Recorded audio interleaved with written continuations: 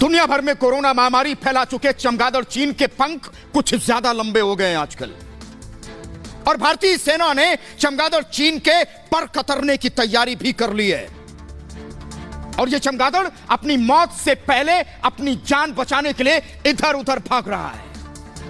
कभी लद्दाख से उड़कर हिमाचल पहुंच जाता है, कभी उत्तराखंड उड़कर सिक्किम अरुणाचल में छिपता है। लेकिन मैं कहता हूं कि देवभूमि में अगर तीर्थ यात्रा करनी हो तो कर लो, क्योंकि भारतीय सेना जब मारना शुरू करेगी तो सीधे मौत के मुंह में जाओगे। लद्दाख विवाद में हमने आगे बढ़कर शांति की पहल की,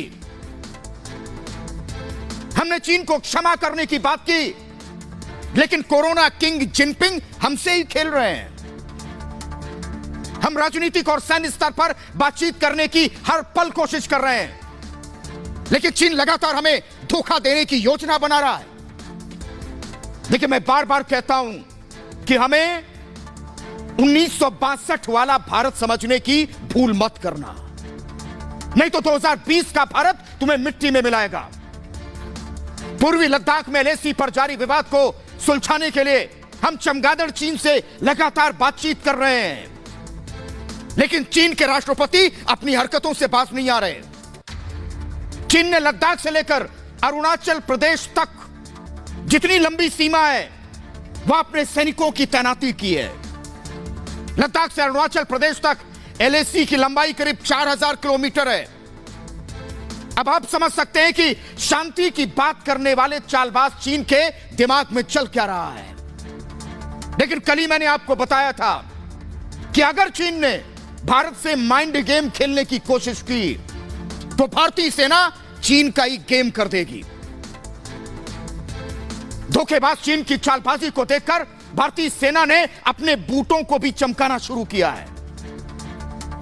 भारतीय सेना के बूटों की चमक से चीन के बौने सैनिकों की नन्ही आंखें चौंधिया गई हैं,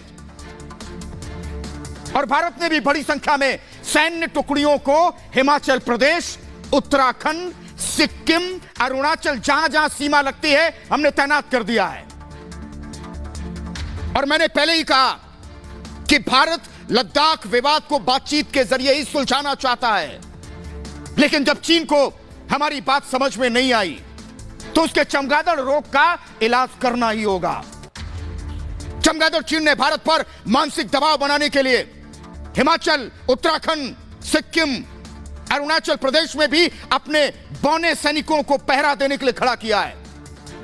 लेकिन मैं कहता हूं तू डाल डाल, मैं पात पात।